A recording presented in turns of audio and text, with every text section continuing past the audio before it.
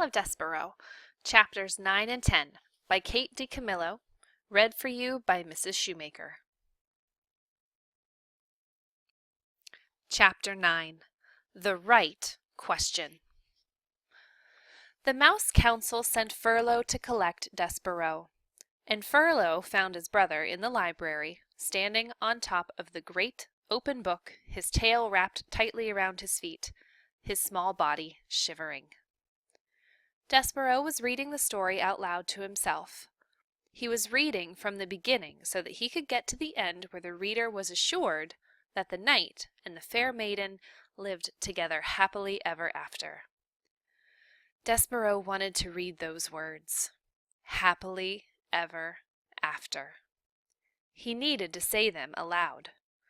He needed some assurance that these feelings that he had for the Princess P, this love, would come to a good end.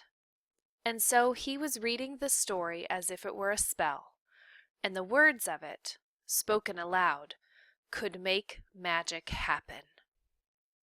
"See here," said Furlough out loud to himself. He looked at his brother and then looked away. "This is just the kind of thing I'm talking about. This is exactly the kind of thing. What's he doing here, for cripe's sake? He's not eating the paper. He's talking to the paper. It's wrong, wrong, wrong. Hey," he said to Despereaux. Despereaux kept reading. "Hey!" shouted Furlough. "Despereaux! The Mouse Council wants you." "Pardon?" said Despereaux. He looked up from the book. "The Mouse Council has called you to sit with them." "Me?" said Despereaux. "You." "I'm busy right now," said Despereaux, and he bent his head again to the open book. Furlough sighed. "Geez," he said. "Cripes! Nothing makes sense to this guy. Nothing! I was right to turn him in. He's sick." Furlough crawled up the chair leg and then hopped onto the book. He sat next to Despereaux. He tapped him on the head once, twice. "Hey," he said. "The Mouse Council isn't asking. They're telling. They're commanding. You have to come with me, right now." Despereaux turned to Furlough. "Do you know what love is?" he said. "Huh?" "Love." Furlough shook his head. "You're asking the wrong question," he said. "The question you should be asking is why the Mouse Council wants to see you."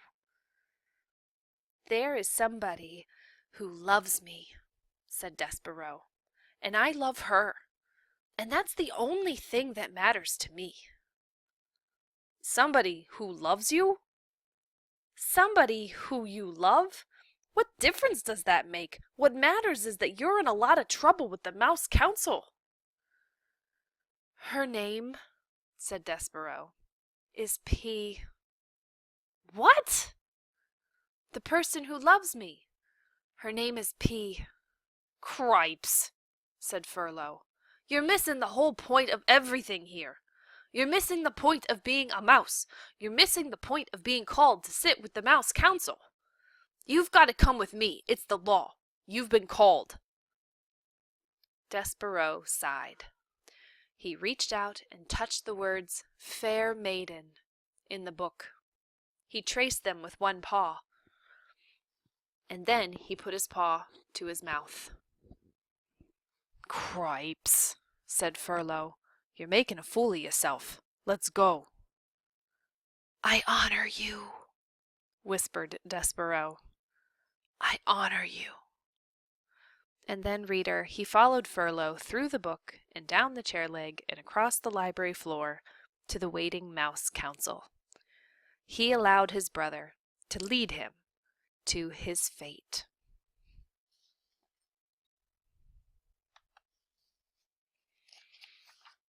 Chapter 10. Good Reasons. The entire mouse community, as instructed by the very honored head mouse, had gathered behind the wall of the castle ballroom. The members of the Mouse Council sat atop 3 bricks piled high, and spread out before them was every mouse, old and young, foolish and wise, who lived in the castle. They were all waiting for Despereaux. "Make way," said Furlough. "Here he is. I've got him. Make way." Furlough pushed through the crowd of mice. Despereaux clung to his brother's tail. "There he is," the mice whispered. "There he is. He's so small. They say he was born with his eyes open." Some of the mice pulled away from Despereaux in disgust, and others, thrill-seekers, reached out to touch him with a whisker or a paw. "The princess put a finger on him. They say he sat at the foot of the king." "It simply is not done," came the distinct voice of Despereaux's Aunt Florence. "Make way! Make way!" shouted Furlough. "I have him right here. I have Despereaux Tilling, who has been called to sit with the Mouse Council." He led Despereaux to the front of the room.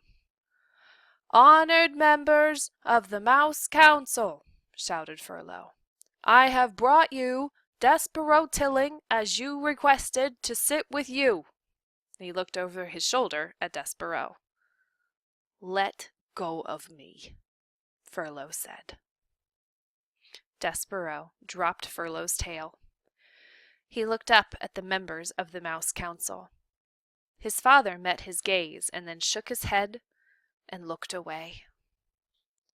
Despereaux turned and faced the sea of mice.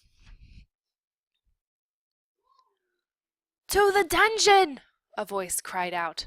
"Straight to the dungeon with him!" Despereaux's head, which had been full of such delightful phrases as happily ever after and lovely ears and I honor you, suddenly cleared. "Straight to the dungeon!" another voice shouted. "Enough!" said the most very honored head mouse. "This trial will be conducted in an orderly fashion. We will act civilized." He cleared his throat. He said to Despereaux, "Son, turn and look at me." Despereaux turned. He looked up and into the head mouse's eyes. They were dark eyes, deep and sad and frightened, and looking into them, Despereaux's heart thudded once, twice. "Despereaux Tilling," said the head mouse. "Yes, sir," said Despereaux. "We, the 14 members of the Mouse Council, have discussed your behavior. First, we will give you a chance to defend yourself against these rumors of your egregious acts. Did you or did you not sit at the foot of the human king?" "I did," said Despereaux. "But I was listening to the music, sir. I was there to hear the song that the king was singing." "To hear the what?" "The song, sir." "The song, sir. He was singing a song about the deep purple falling over sleepy garden walls." The head mouse shook his head. "Whatever you are talking about is beside the point. The question is this, and only this. Did you sit at the foot of the human king?" "I did, sir." The community of mice shifted their tails and paws and whiskers. They waited. "And did you allow the girl human, the princess, to touch you?" "Her name is P." "Never mind her name. Did you allow her to touch you?" "Yes, sir," said Despereaux. "I let her touch me. It felt good." A gasp arose from the assembled mice. Despereaux heard his mother's voice. Mon Dieu! It is not the end of the world. It was a touch. What of it? It simply is not done, came Aunt Florence's voice from the crowd. To the dungeon, said a mouse in the front row. Silence, roared the most very honored head mouse. Silence. He looked down at Despereaux. Do you, Despereaux Tilling, understand the sacred, never-to-be-broken rules of conduct for being a mouse? Yes, sir, said Despereaux. I guess so, but did you break them? Yes, sir, said Despereaux. He raised his voice. But I broke the rules for good reason. Because of music, and because of love. Love, said the head mouse. Oh, cripes, said Furlough. Here we go. I love her, sir, said Despereaux. We are not here to talk about love. This trial is not about love. This trial is about you being a mouse, shouted the most very honored head mouse from high atop the bricks. And not acting like one. Yes, sir, said Despereaux. I know. No, I don't think that you do know. And because you do not deny the charges, you must be punished. You are to be sent, as ancient castle mouse law decrees, to the dungeon. You are being sent to the rats. That's right, shouted a mouse in the crowd. That's the ticket.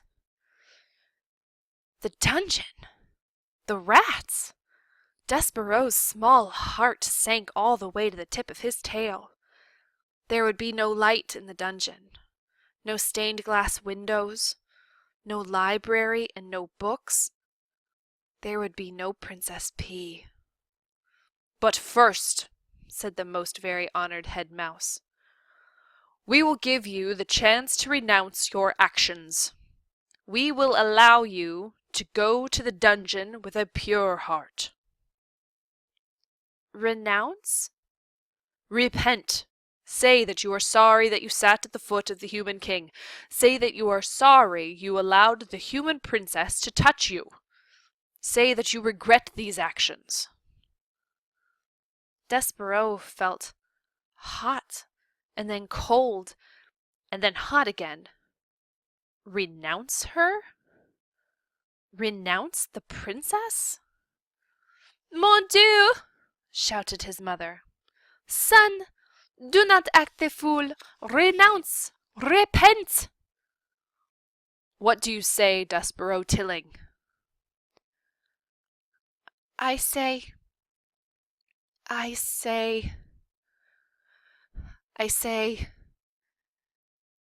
no, whispered Despereaux.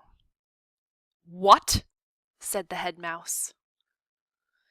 No, said Despereaux, and this time he did not whisper the word. I am not sorry. I will not renounce my actions. I love her. I love the princess. There was a bellow of collective outrage. The whole of the mouse community surged toward Despereaux. The mice seemed to become one angry body of hundreds of tails and thousands of whiskers and one huge hungry mouth opening and closing and opening and closing, saying over and over and over again, "To the dungeon! To the dungeon! To the dungeon!" The words pounded through Despereaux's body with each beat of his heart. Very well, said the most very honored head mouse. You will die, then, with a black heart. Threadmaster, he called, bring out the thread. Despereaux marveled at his own bravery. He admired his own defiance. And then, reader, he fainted.